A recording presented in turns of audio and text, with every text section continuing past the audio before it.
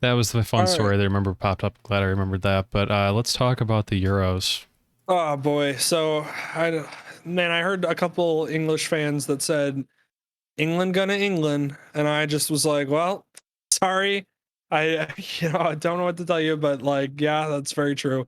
I know there was a couple English fans that basically talked about how it's like they were waiting, like you're just enjoying the whole Euros, but you're also just waiting for like, when's it gonna happen?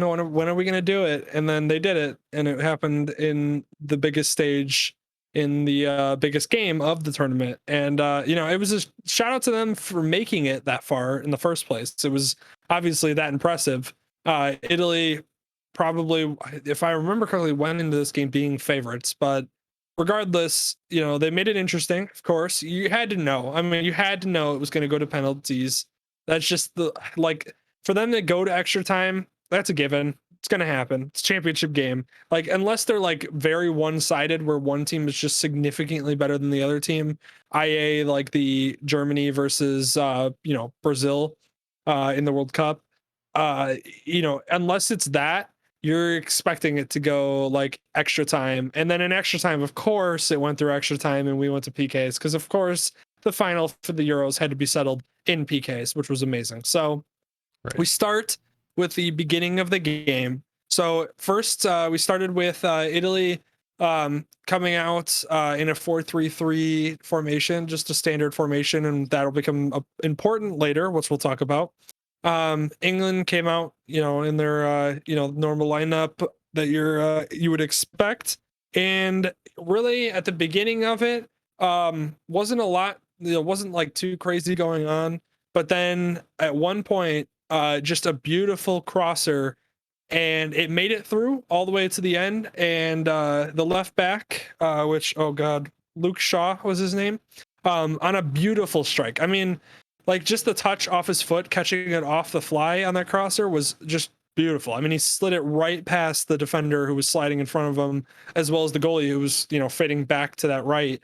It was a beautiful shot. It was a beautiful touch off the crosser, and not surprised in any way that it ended up going in and finding the back of the net. And they led, and England was up. And a lot of people actually cite that as the start of England's downfall.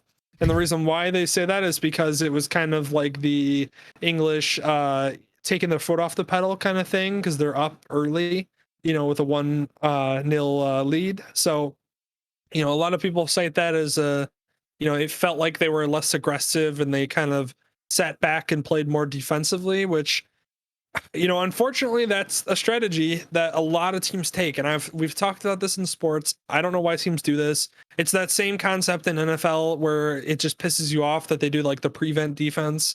Yep. And you saw that with the Falcons where they took the foot off the pedal, and guess what? You ended up losing to the Patriots in the Super Bowl. So that's what happens. Don't take your foot off the gas.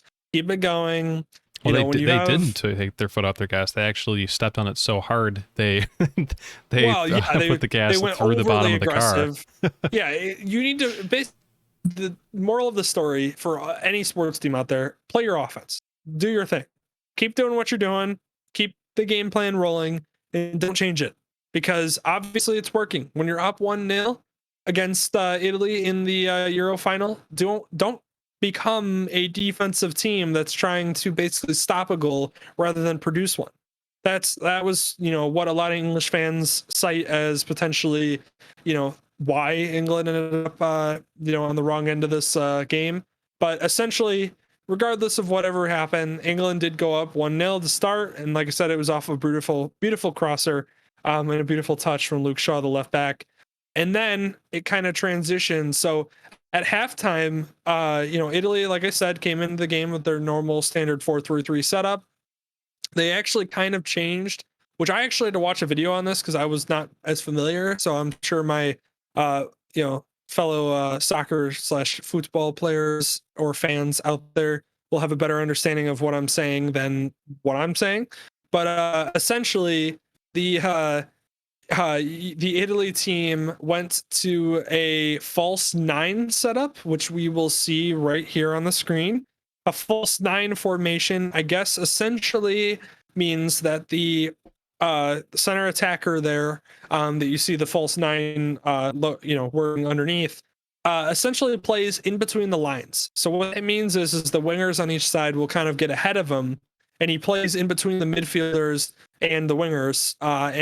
What it does is, if you have a four defensive set where you have two center backs, a left back, and a right back, one of the center backs will have to either step up to play that false nine attacker in the middle, or he'll have to hang back and let him be.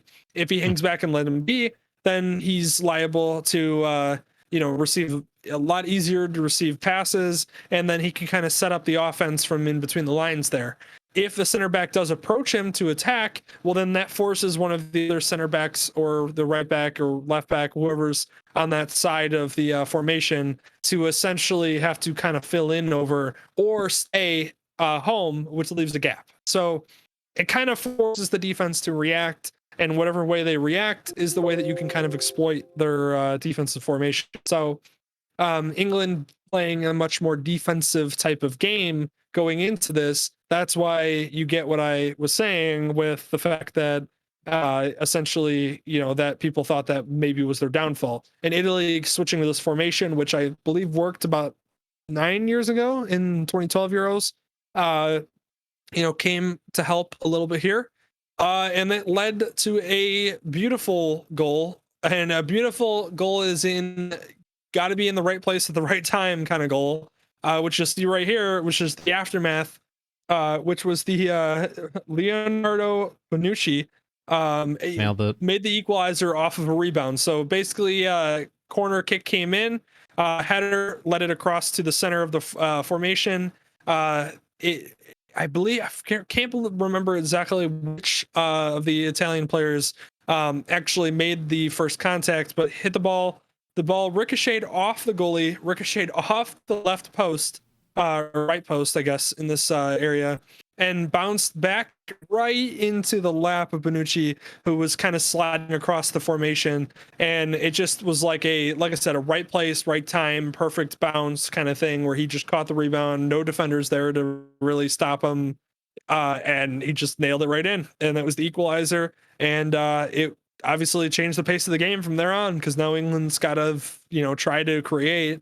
And basically the rest of the game ended up being a kind of back and forth, nothing super crazy as far as creating shots. There wasn't a lot of that going on, but you did have some back and forth, some 50-50 balls, a lot of things where people were just doing their best to get a shot or get something going, but really kind of not fulfilling. And we ended up, of course, like I said, how does the Euro not go to overtime or extra time? It went to extra time, and nothing happened. Again, kind of similar to what was happening towards the end of that second period. Same thing happened here. So then we fast forward to PKs. PKs kind of went a little crazy. We had a couple missed opportunities on the English side. We had an opportunity that was missed very early on in the second round from the Italian side, which led to England being up 2-1 at the end of the second round of the PKs. And then you had a shot from the English side that went off the post, which allowed Italy to get back even. And then Italy went up in the next round, 2-3.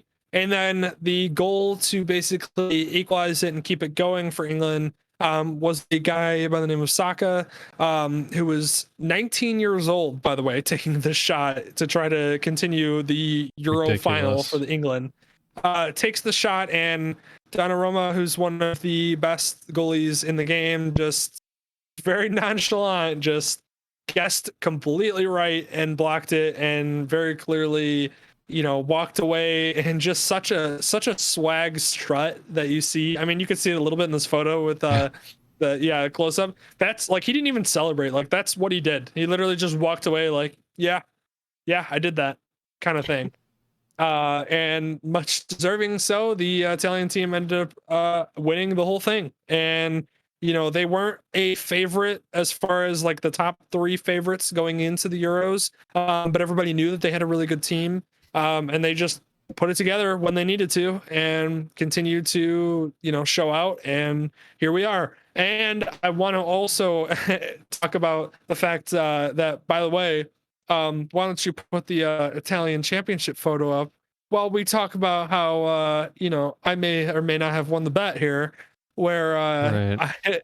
in one of our last podcasts, I don't remember exactly which one it was, but Dylan, I basically said let's all pick a team. It was me, Dylan, and Danny, who was our guest we had on to kind of give us an understanding of what happened in the group stages as well as what to expect and kind of MLS talk. So if you want to hear any of that, go back and listen to those clips.